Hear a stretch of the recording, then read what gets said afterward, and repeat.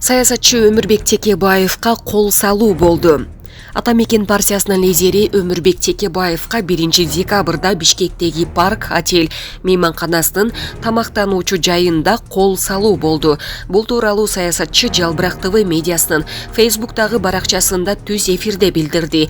Ал кол салгандар уюлдук телефону менен көз айнегин алып кеткенин айтты. Бийлик буларды таап камабаса, шайлоо адилеттүү өттү дегенге эч ким ишенбейт. Менин оюмча мындай коркутуп үркүтүүлөр мындан кийин да күчөйт, деди Текебаев. Саясатчыга 3 маршрутка менен 70ке жакын адам барганы айтылды. Өмүрбек Текебаев муну саясий ишмердиги менен байланыштырды. Өмүрбек Текебаев Кыргызстанда 28 ноябрда өткөн жогорку кеңешке шайлоого Атамекен партиясын жетектеп барды. Ал шайлоонун алдын ала жыйынтыгын тааныбай, партиялаштары менен аны жокко чыгарууну талап кылып жатат. Бандиттик аракет. Өмүрбек Текебаев ага карата кол салуу тууралуу үн катты. Бир канча убакыт мурда жаш балдардан түзүлгөн топ балдар келип мага кол салып, телефонумду жана көз айнегимди алып кетти. Мындай пикирин Атамекен партиясынын лидери Өмүрбек Текебаев ага карата кол салуудан кийин айтты. Ал кол салгандарды таап, жазалоо керектигин белгиледи. Бул ачык эле коркутуп үркүтүү. Мындай заман мурда болгон эмес. Анын үстүнө алар жаш балдар келип, шайлоонун жыйынтыгына эмне үчүн нааразы болуп жатканыбызды сурады. Видеого тарткан адамдар көбөйүп кеткенде телефону менен көз айнегимди алып кетиптир. Алар атайын уюшулуп, кече автобус менен келиптир. Мен муну бандиттик аракеттер башталды деп эсептейм. Мындай аракеттер кийин дагы уланат, деди Текебаев. Окуу шайлоонун жыйынтыгын турат десем, эми алар автобус салып жака алып кетебиз, анан ошол жактан сүйлөшөбүз деди. Анан эми ары бери бүтүшүп айтышкандан кийин адамдар пайда болду, телефон менен тарткан адамдар пайда болду. Анан өзүлөрүнө маскачан болсо да таанылып калабыз, үндөрүбүз таанылып калабы деп ал адамдардын да телефондорун жыйнап алып, менин телефонумду да алып кетти. Кетип калыптыр. Алар узкий машиналар менен келип, организованно келген. Бирөө наводка берген. Наводканы чордондар берет, башка ким берет.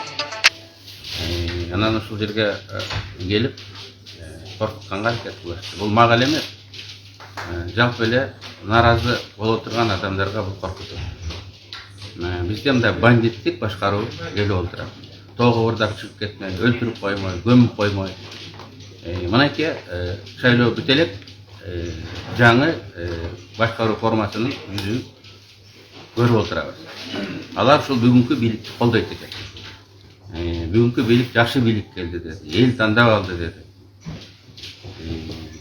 Сиз эмне үчүн нааразы болуп атасыз шайлоонун жыйынтыгына деп, мынакей бүгүнкү өткөн партиялардын колдоочулары, бүгүнкү бийликтин колдоочулары, сен кимди колдойсуң, Садырды колдойсуңбу десем, айткандан чочулады. Мындайча айтканда, саясий грамотный адам. Кимди колдогонун айтпады, бирок ушул шайлоонун жыйынтыгы биз нааразы болбошубуз керек экен. Баары жокчу болду деп мактап олтурушубуз керек экен. Мен эскерткем, айтып келгем. Ташкенттин телевидениесине чыгып, анын оппоненттерин өлтүрүш керек, өрттөш керек, жоготуш керек деп чакырыктар ташталып атышат.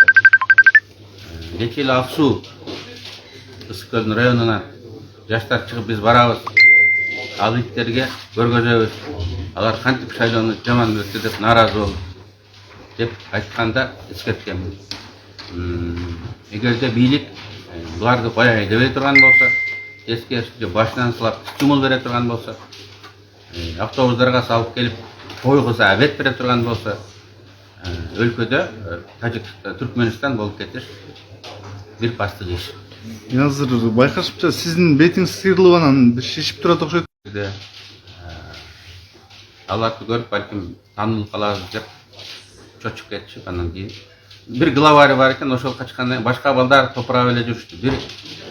Бир эки главарь бар экен. Ошолар качкандан кийин калгандары мындай жөн эле байке деп туруп калышты.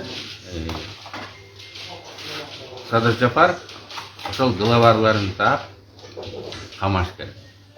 Камабаса мунун өткөргөн шайлоосун абир төгүлдү. Мына ушундай адамдар бийликке келди. Ушундай адамдар шайлоону өткөрдү. Ушундай адамдар шайлоонун жыйынтыгын Борбордук шайлоо комиссиясынан мурун чыгарып атат. Ушундай адамдар Садыр Жапаровго караганда биринчи аракет кылып атат. Шайлоонун жыйынтыгын коргойбуз деп. Эгер шайлоонун жыйынтыгын коргойт экен, өңүн ачып, фамилиясын айтып туруп коргобойбу? Кимге добуш бергенин айтышпай. Мен сурадым, кимге добуш бердиң десең айта албайт. Баарына каршы добуш бердим. Анткени алар өзүнүн ким заказчик бергенин жашырып атышат да. Борбордук шайлоо комиссиясы мөңкү бийликтин бераберин төктү. Бандиттер шайлоонун жыйынтыгын коргойбуз, жыйынтыгын чыгарабыз, точка коебуз деп келип туруп, мөңкү бийликтин дагы бераберин төктү. Ушуларды таап камабаса, шайлоо адилеттүү болуп өттү дегенге эч ким ишенбейт. Мен оюмча мындай коркутуу үркүтүүлөр мындан кийин дагы күчөйт. Сиздин жеке буюмдарыңызды да алып кетти деп атышат. Менин ачким менен телефонум бар эле. Аны алып кетишти. Анын ким алып кеткени камералардан көрүнөт. Көчөдө келип аралашып телефон менен оканы сатканга аракет кылган кишилердин телефондорун жулуп алып кетишти. Көчөдөн кол салышты да. Аракет кылышты да. Анан адамдар көп болгондуктан да ойлонуп калдым. Мен айттым го, бир ушул главарь мушташ жүргөн бирөө эле. Калган балдар топурап эле мындай келиптир, байке деп эле мындай туруп калышты. Башкаларга мейли, алар топ болуп келиптир. Ошол главарларын таап жазалаш керек. Булардын заказчиктерин табыш керек.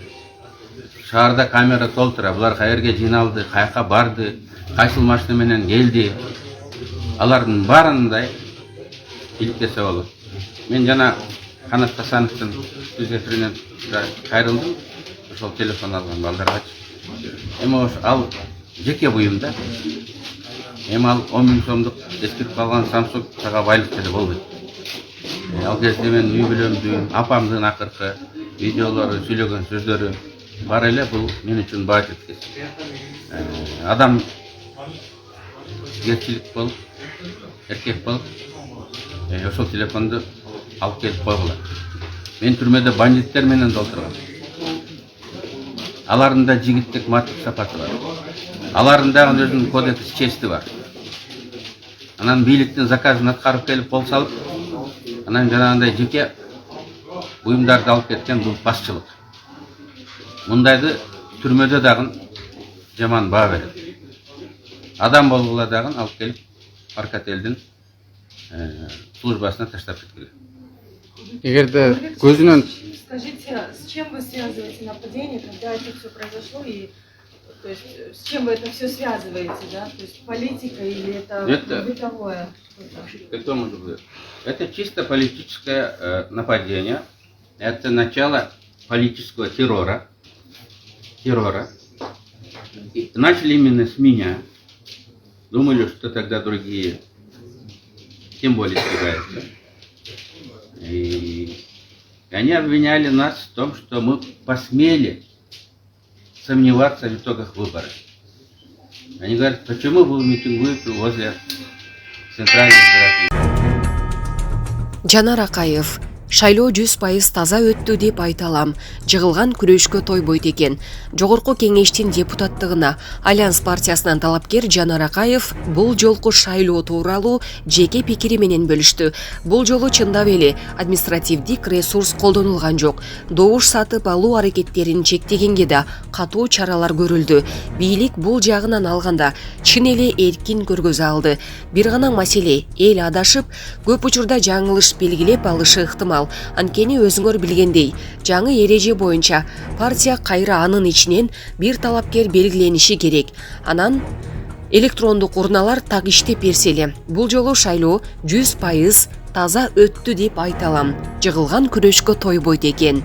Булак аргумент кейжи.